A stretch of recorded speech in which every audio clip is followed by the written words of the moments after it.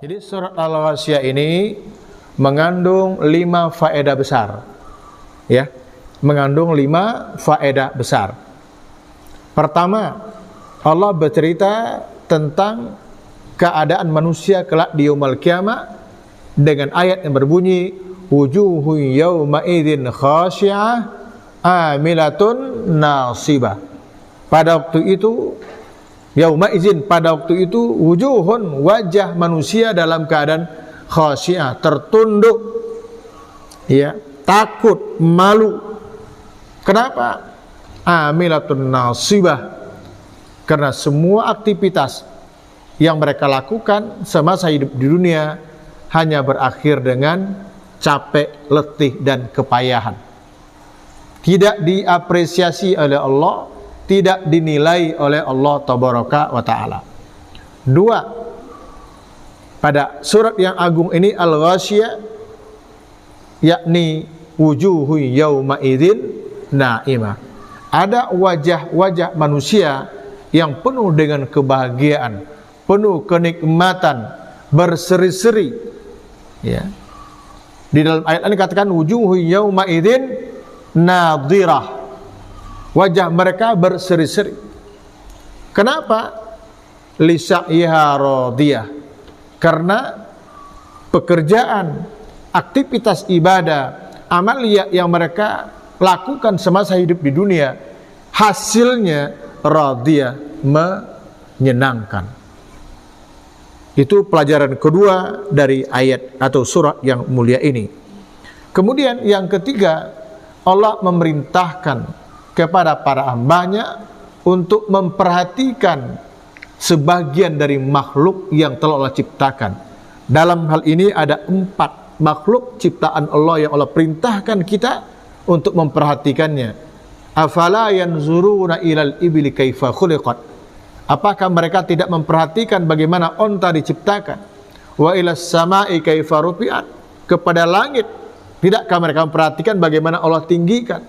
Wa ilal jibali kaifa nusibat. Gunung-gunung yang ditancapkan, yang dipancangkan oleh Allah.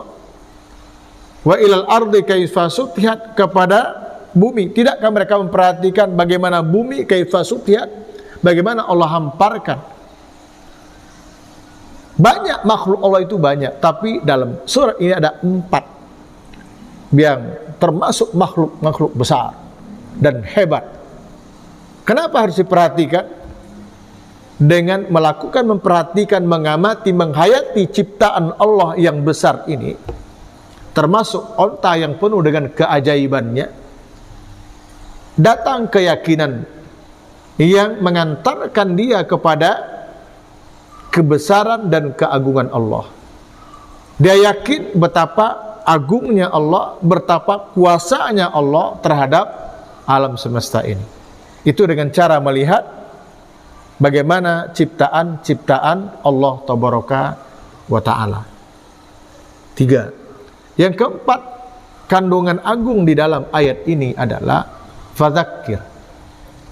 Fadzakir, ingatkan. Di dalam ayat innama anta mudzakir ya Muhammad, tugasmu hanyalah mengingatkan.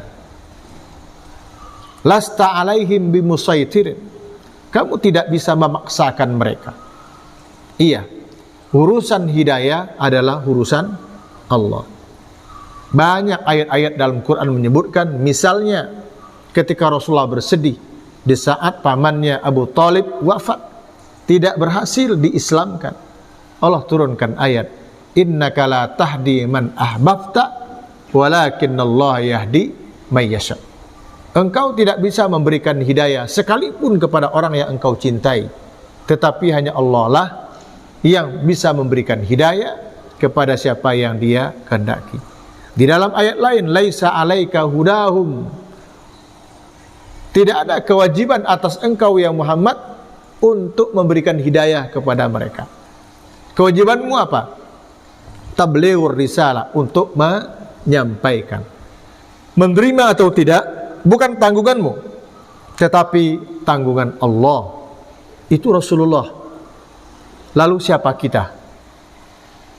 Ya, Rasulullah saja tidak bisa memberikan hidayah. Hakikat hidayah tidak bisa. karena itu milik Allah, apalagi kita. Jadi apa yang saya sampaikan kepada kalian ini hanya sekedar menyampaikan, sekedar memberikan peringatan, pelajaran. Entah kalian bisa menerima atau tidak, ini murni dari Allah Tabaraka wa Ta'ala. Tapi tentu saya berharap nasihat demi nasihat yang disampaikan dalam kajian demi kajian itu berbekas di hati kalian. Tujuannya apa? Untuk kebaikan kalian semuanya. Allah sebutkan, in ahsantum ahsantum li anfusikum. Jika kalian berbuat baik, maka kebaikan itu bukan untuk orang lain, bukan untuk siapa-siapa, tapi kembali kepada diri kalian sendiri. Ini yang keempat. Yang kelima di dalam ayat ini adalah, atau di dalam surat ini, inna ilaina iyabahum, sesungguhnya kepada kamilah mereka kembali, summa inna alaina hisabahum, kemudian ya tanggungan kami menghisap mereka. Ini ada hal yang cukup menarik untuk kita perhatikan sebagai hamba Allah yang yakin dengan adanya yaumul qiyamah, adanya hari hisab, ditegakkannya hisab, perhitungan, audit. Ini penting. Ketika kita dikembalikan kepada Allah, tidak kembali begitu saja, tidak. Tapi ada perhitungan di sana. Bukankah kita ketika lahir ke dunia ini dalam keadaan fitrah, tidak membawa dosa dan kesalahan? Anak yang baru lahir kan dalam keadaan fitrah. Allah hadirkan kita ke muka bumi dalam keadaan fitrah. Ma min mauludin illa yuladu alal fitrah. Kullu mauludin yuladu alal fitrah. Semuanya menunjukkan bahwa anak yang lahir itu dalam keadaan fitrah, tidak punya dosa, tidak membawa kesalahan. Orang masih kecil dan bahkan telah memiliki nilai-nilai tauhid walaupun baru sebatas tauhid rububiyah. Karena sebelum dilahirkan ke muka bumi ini, ketika manusia di alam roh itu ada kesaksian, alastu bi rabbikum qalu bala syahidna. Bukankah aku Tuhan kamu?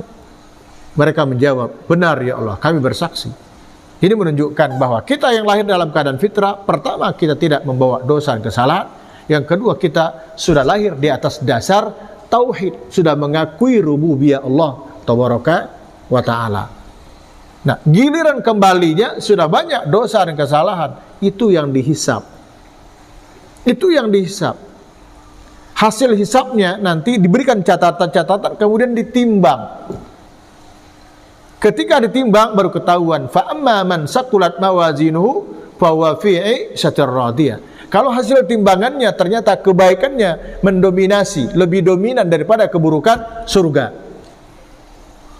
Tapi wa amma man khaffat mawazinuhu fa ummuhu hawiyah. Jika hasil timbangan menunjukkan bahwa keburukan lebih dominan, lebih berat daripada kebaikannya, fa ummuhu hawiyah, neraka. Jangan dikira ketika dikembalikan kepada Allah hanya kembali bulat-bulat begitu saja, tidak. Kita dikembalikan kepada Allah dalam arti dikembalikan dengan mempertanggungjawabkan semua amal perbuatan yang sudah pernah dilakukan semasa hidup di dunia. Ini penting diyakini. Mudah-mudahan ini membuat kita semakin sadar bahwa hidup kita ini bukan hanya untuk makan, minum, tidur, nikah, kawin, mati, selesai, tidak. Tapi tujuan kita Allah ciptakan tentu saja untuk beribadah kepadanya, memperbanyak amal soleh, baik kesolehan untuk diri kita maupun kesolehan untuk orang lain. Dan pada akhirnya ketika kita dimatikan kemudian dibangkitkan, kita berharap seperti apa tampilan kita yang kita harapkan? Wujuhun yauma idzin naimah. Yang kita harapkan adalah kita dibangkitkan oleh Allah kelak di yaumul qiyamah dalam keadaan wajah yang penuh dengan kebahagiaan. Kenapa bahagia? Karena memang amal ibadah, amal soleh yang kita lakukan di dunia ini diapresiasi oleh Allah, dihargai oleh Allah, diberikan penghargaan oleh Allah berupa jannahnya. Yang dalam ayat disebutkan fi jannatin aliyah, di dalam surga yang mewah, dalam surga yang indah, dalam surga yang tinggi. Ini menunjukkan kasih sayang Allah kepada kita semuanya.